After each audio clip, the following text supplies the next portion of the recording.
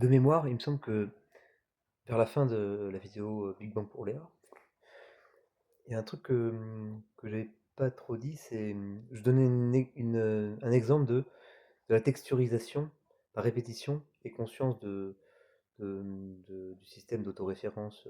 Tout est basé sur l'autoréférence, même appliqué à elle-même, que, le, que de croire que de décider que c'est parfait engendrait une métaïfication, parce que celui qui voit que c'est parfait et celui qui éprouve cette perfection, l'acteur, il est à la fois le réalisateur, donc il y a un jeu de méta, et puis parfois le réalisateur se trompe, celui qui prend le cheval de décider que c'est parfait, et celui qui conduit le cheval se trompe, bah, à ce moment-là il devient le cheval, enfin il est conduit par enfin, le truc du cheval. Et bah, de temps en temps, il y avait ce méta, de temps en temps il y avait un autre méta, et puis il y avait des méta un peu non entiers, et je disais que la non-intégralité pouvait avoir comme outil pratique, d'ailleurs ça a rapport avec les textures, parce que les dimensions, le fractal, parce que les dimensions fractales justement, donc comme outil, le fractal, virgule, parce que enfin, parenthèse emboîtée dans la même, et maintenant on fait des parenthèses, mais euh, ça s'adresse à la suite de la parenthèse, c'est au milieu des autres mots, c'est-à-dire elle jonche les autres mots, ben, ça c'est une texture. Donc il y avait la non-intégralité du méta, et j'avais dit que la non-intégralité que permet le méta. Et j'avais distingué trois genres de méta. Donc le méta classique, c'est une fois qu'on a construit la théorie méta dans laquelle on parle de théorie, par exemple la logique du premier ordre, la théorie des modèles. Bim. On va faire donc quand on a une théorie, le cadre méta, c'est la théorie des modèles. Donc on peut parler de vrai et de faux, mais attention, vrai et faux, c'est dans le méta, c'est pas dans les théories. Et là, il est clair. Le méta, on va au niveau -1, enfin au niveau plus, enfin, niveau -1 par rapport au méta, donc l'autre c'est le cométa, l'objet, on va dire. Et là, le saut est clair sans ambiguïté. Quand on est dans le -1, il est clair sans ambiguïté quand on a déjà prévu une case, un cadre, pour parler duquel lui c'est le -1. Mais au départ, quand on a le paradoxe, le truc désagréable de cette phrase est fausse par exemple, ben on doit construire un méta. Et là, même si le saut est entier, il a vocation à ce que, ben, une fois qu'il soit bien encadré, il soit entier pour descendre, donc pour monter aussi. Ouais, il est un tout petit peu moins clair parce qu'il est en cours de construction, disons. Ça a son importance pour plus tard. Dans un cas, on est en dessous, dans le cas, on est au-dessus. Ouais. Il y a un troisième type de méta qui va être quand on va être un peu au milieu, quand on définit des textures, justement. Ben, l'exemple que j'ai donné, l'exemple type que j'ai donné juste avant, ou quand je fais une œuvre, quand je grave une œuvre, quel qu'il soit, hein, soit gravé avec son stylo, ou gravé avec ça. Avant, il n'y avait pas de stylo, donc ça, c'est une sorte d'écrivain, en fait. Hein. Une sorte de juillet. Quand je grave cette œuvre, j'ai une conscience des autoréférences que je fais, puisque je fais quasiment tout le temps des autoréférences, je joue avec ça, donc c'est le truc, faut pas s'étonner si ça arrive. Parfois on est un peu gêné par une mise en abîme, ils appellent ça mise en abîme les littéraires. Ok, ça fait plaisir, ils sont romantiques. Et donc abîme, ils s'abîment. Et donc ça peut être un peu, parfois un peu, c'est vraiment un truc remarquable, ça peut être un peu gênant, donc, mais nous, on le fait tout le temps, donc voilà, c'est machin. On fait tout le temps, donc on a du matériau de ça, on peut voir. Et puis donc dans ce méta, dans ce troisième type de méta, on définit des textures où justement le méta et son objet frottent un peu. Alors artistiquement on a le droit, et ça crée des textures. Et alors je note que artistiquement on a le droit, mais même mathématiquement on peut faire frotter un peu le méta. Qu'est-ce qui se passe? Type classique de la résolution d'un paradoxe du menteur, type paradoxe de Russell par exemple. L'ensemble des ensembles qui ne appartiennent pas eux-mêmes ne peut pas exister, parce que si ça appartient à lui-même, il s'appartient. Si l'ensemble lui-même s'appartient à lui-même, il n'est pas dedans, et si il ne s'appartient pas à lui-même, ben, il est dedans, donc s'il est dedans, il n'est pas dedans, s'il n'est pas dedans, il est dedans. On est dedans. Donc ben, qu'est-ce qu'on fait? Ben, on dit que c'est pas un ensemble. Le barbier qui rase tous les hommes qui ne se rasent pas eux-mêmes, et seulement cela, c'est pas un homme, c'est un extraterrestre, ou il n'y en a pas, ou c'est une femme. S'il n'y en a pas, ça marche, on verra. Donc ça crée un truc d'impossibilité. On est obligé de créer un nouveau truc. C'est un peu C'est un théorème embêtant, entre guillemets. C'est pas embêtant, c'est vrai. Ah oui. Et ce genre de truc, ça ne peut être faux que quand on est dans la contradiction. C'est-à-dire le langage courant. Mais le langage courant, quand même, il a vocation à pas être contradictoire. Donc on peut considérer que cette vérité de russellienne est quand même fondamentale autant que 2 et 2 font 4. Hein, d'accord. Et ça tombe bien parce que je prétends que ça entre dans la fabrication des réels possibles. Donc nous, c'est un réel. Bon, l'histoire des multivers, je parle pas de ça, hein. Ce serait le même réel, grosso modo. Peut-être une distance. Bon, après, on peut distancier les choses, hein. Même que dans le réel, il y a plusieurs réels. Ah, d'ailleurs, peut-être que dans la réalité, il y a plusieurs réalités, mais au sens même physique du terme, au sens où on entend physique. Je veux dire, attention, hein. Déjà, bon, bah, quand on fabrique un ordinateur, c'est une autre réalité, mais elle est bien enclavée, c'est clair. Bon, il y a des fils, il y a du physique, il y a du hardware. Mais c'est quand même, non, les réalités imbriquées ou cohabitantes que je suspecte, c'est pas de ces ordres-là, c'est beaucoup plus mélangé. Je pense que vraiment, je pense en fractal, à mon avis, il doit se passer, même dans la définition de la masse, parce que je pensais qu'il y avait bref. Ça se trouve, la masse, ça se trouve, la façon dont se comportent les atomes, c'est. Oui, parce que quand le triangle de Sierpinski, on va le diminuer. Je veux dire, la fougère, c'est fractal, parce que chaque bout de feuille, c'est pareil que le truc. Bon. Mais le problème, c'est qu'à un moment, on arrive aux atomes. Alors, qu'est-ce qui se passe quand on arrive aux atomes? Hein, le truc, c'est que si je la multiplie par 10, ça va pas se multiplier par 10 puissance 2, ou 10 puissance 3, parce qu'on est dans l'espace. Ça se multiplie donc ça, c'était l'objet fractal. Donc il n'aurait pas de volume. Sauf si la dimension fractale est 3. Ce qui est possible, il est possible qu'un objet fractal ait une dimension fractale ambiante dans le. Ça arrive. Mais imaginons que ce soit pas ça, donc on prend un fractal qui est pas comme ça. Qu'est-ce qui se passe? Eh bien, bah quand même, si on le pèse, si on le fait x3, attention, je vais dire un truc bizarre. Si on l'augmente, si on prend une homothétie de rapport 3, bah, ou de rapport K, pardon, ça va se multiplier par K puissance 3, le volume. Sinon, c'est 0. Bah, ça veut dire que peut-être au niveau des. Quand on regarde au microscope, à un moment, bah, ça marche plus l'autorépétition. Qu'est-ce qui se passe? D'ailleurs, qu'est-ce que multiplier par 3, par 3? Peut-être que quand on. Par K. Quand on multiplie par K, est-ce qu'on multiplie aussi les atomes? Ça veut rien dire déjà. Parce qu'à mon avis, ça veut rien dire, parce qu'il se passe des trucs bizarres. Parce que si ça se trouve, on multiplie le vide qu'il y a entre les atomes, ça va avoir la même masse quelque part. Bon. Suivant ce qu'on dit être multiplié, sur une homothétie, suivant ce que. La homothétie, elle existe. Attention, si on est dans un monde quand même globalement approximable par un espace euclidien, l'homothétie, on peut la faire, hein. Donc, ouais, alors qu'est-ce qui se passe? Et bien peut-être que justement, une espèce de substance qui va corriger tout ça, qui corrige le défaut fractal et qui définit la structure atomique.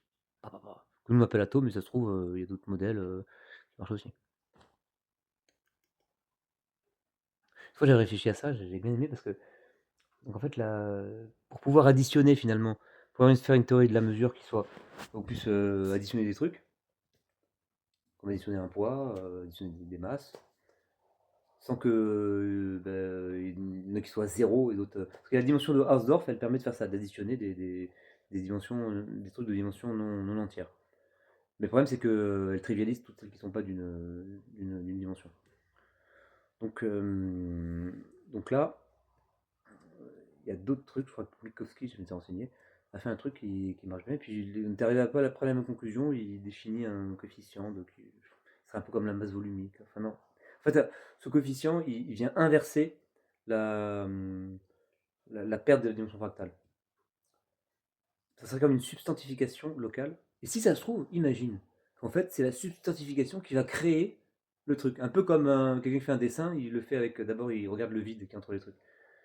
Et donc, dans ce cas-là, je voyais le monde comme en fait, c'est le gros monde qui se densifie à des endroits. Donc, en fait, il y a une substance globale dans le vide. On retourne à l'espèce d'éther alchimique de ce grand alchimiste qui est Newton. Et en fait, il s'amuse à se concentrer à des endroits. Donc, forcément, après, quand tu te concentres à des endroits, bah, tu crées de l'attraction, tu tords l'élastique, enfin, tu fais une torsion, donc ça expliquera un peu la gravité. Mais surtout, nous on croit qu'on fait des trucs, en fait non, c'est le truc qui. Là, quand je bouge, c'est qu'en fait, là c'est vide, mais là c'est pas vide, et ça texturise ici pour créer la texture, qui est un peu complémentaire de la dimension fractale, donc de ce qu'on pourrait penser être la masse, la matière.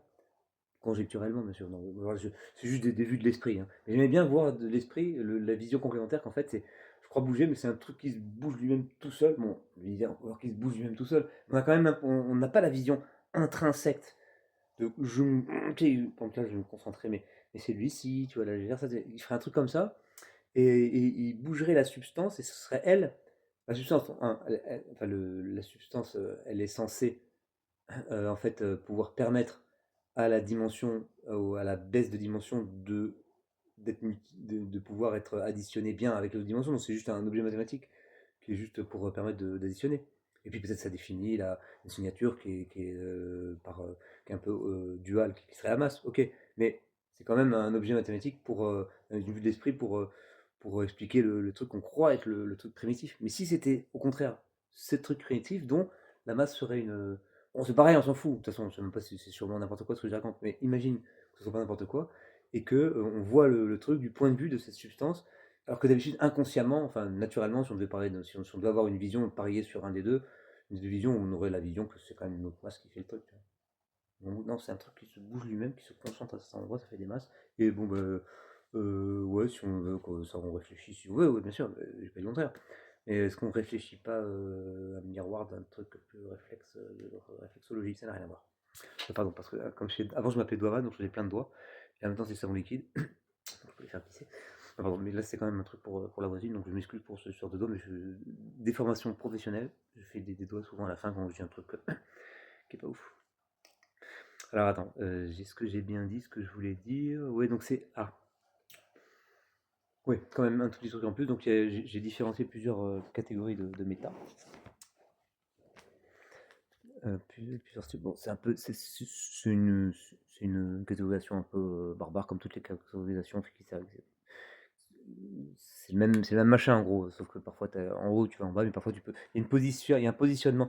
C'est une espèce de méta-positionnement par rapport à la fabrication du métal lui-même. Donc on est déjà dans un, pas dans un méta du méta, mais ailleurs. Enfin, il y a plusieurs méta possibles déjà. Il y a plusieurs métaïsations possibles. Ça c'est important. Pour le méta du deuxième type, qui est le méta plus 1, mais par rapport au méta moins 1 qui était clair, le méta qu'on veut aller au-dessus, qui aspire à être bien clair pour redescendre de 1, mais qui n'est pas trop. Hein. L'avantage que c'est pas trop. Ah oui, j'avais oublié de parler de la texturisation, que même en mathématiques, je le garde pour après. Je le mets maintenant. Bah, je vais faire un peu des deux. Parce que sinon, c'est important de. Vu mon élocution, je peux me permettre de faire plusieurs trucs en même temps, alors faut qu'on gagne du temps. Crari. Donc faisons les deux un peu les deux idées en même temps. Quand on crée un méta-candidat pour bien faire vivre une idée, juste parce qu'on n'a pas le droit de faire des trucs, donc on le regarde au-dessus, c'est pas forcément. Parfois on voit ça comme une impossibilité. Enfin, c'est compliqué parce que le méta du méta, ça ne veut plus rien dire, on n'a plus assez de mots. Ou alors on en a trop parce que le méta ça fournit quand même un cadre plus large.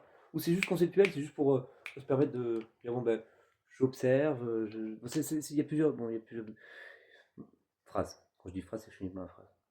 Mais la possibilité d'aller là ou là, de créer, il y a plusieurs cadres possibles, parfois pour un même truc, parfois même dans des directions vraiment différentes. Et par répétition de ces cadrations, de ces centimes de cadres, on arrive à créer des suites de méta qui sont. À un moment, c'est difficile de faire méta du méta du méta, on n'a plus les mots, on n'a plus les. Bon. Mais on le fait pas trop en pratique. Peut-être dans 100 000 ans, on le fera de temps en temps, mais ça sera pas. Ça sera pas autant qu'on pourrait faire dans l'abstrait. Et on peut. Ce que je veux dire, c'est qu'on peut par approximation successive. Et on a plein de suites de méta possibles, d'enclavements possibles. Et ces approximations, ces suites peuvent créer peut-être quelque chose comme une continuité dans ce qu'on pourrait penser discret. Là, je vais loin. Non, mais je dis ça parce qu'à un moment, je pensais que les méta du méta, si on leur donnait une suite. Il y a l'idée quand même d'ordinal, c'est-à-dire la façon de von Neumann de construire les ordinaux, bon, il faudra s'enseigner là-dessus, je suis désolé. C'est vrai, j'avoue, j'abuse. Enfin, parce que je sais que même les mathématiciens ne connaissent pas tout ça. Même moi, je connais pas très très bien, mais.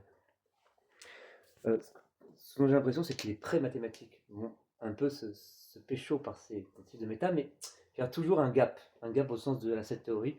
C'est-à-dire, quand on cherche, on va avoir des ordinaux, dans l'idéal des ordinaux. Alors, c'est ridicule de parler d'ordinaux, alors que nous, on n'est même pas capable d'en faire trois, tu vois ce que je veux dire. Mais on imagine qu'à force de beaucoup de calculs, parce que c'est que ça, si on est dans l'hypothèse de Church-Turing, ou même si on la peaufine, on arrive peut-être dans l'idéal, à ce que ça copie le système Ordino, même si des ordinaux, même si on n'a pas accès. Et je dirais même, pour qu'il y ait une continuité rêvée, allez, qu'on ait affaire à un truc à une continuisation des ordinaux qui est le corps des surréels. Bon, je comprends que là, on est dans un bonus. Pas les deux bonus dont je parlais dans la playlist, parce que j'ai tout mis dans une playlist. Ou le premier bonus, c'est parce que j'ai rencontré ta sœur et je lui ai dit ah ben je vais faire une vidéo sur Big Bang. Elle fait putain, et c'est rigolo. Et puis il y avait la vidéo juste avant, dont celle-là était la suite, pour ça je l'ai mise aussi. Non, là c'est un bonus d'appendice, non pas un bonus d'introduction, pour dire que c'est pas grave si on comprend pas tout bien. Si jamais tu entends parler des surréels, ou que Yann t'en parle, ou que quelqu'un t'en parle, bah, ou si t'en as déjà entendu parler, bah déjà, ça ne voudra pas dire qu'on comprendra bien ce que j'ai dit là. Cependant, beh, si tu en entends parler une deuxième fois et que des fois ce que je te dis là te tourne un peu, peut-être qu'un autre jour, beh, ça sera un peu plus et qu'en picorant, en allant par-ci par-là, et ben, ça pourra avoir, ça pourra faire un truc. Et de toute façon, puisqu'on voulait créer des réalités, la machine a créé des réalités pour tester si le truc, est vrai. On n'a pas besoin vraiment de nous-mêmes, on peut fabriquer des faux méta parce on fera un laboratoire de ces réalités, on fabriquera des méta ad hoc pour, donner un corps à cette idée. Un corps d'ailleurs, le corps des surréels. Alors je sais pas comment on va mettre le corps des surréels physiquement parce que bon, il est quand même un tout petit peu gros. Mais bon, on va se démerder. Désolé pour le côté un peu fouillis de ce bonus.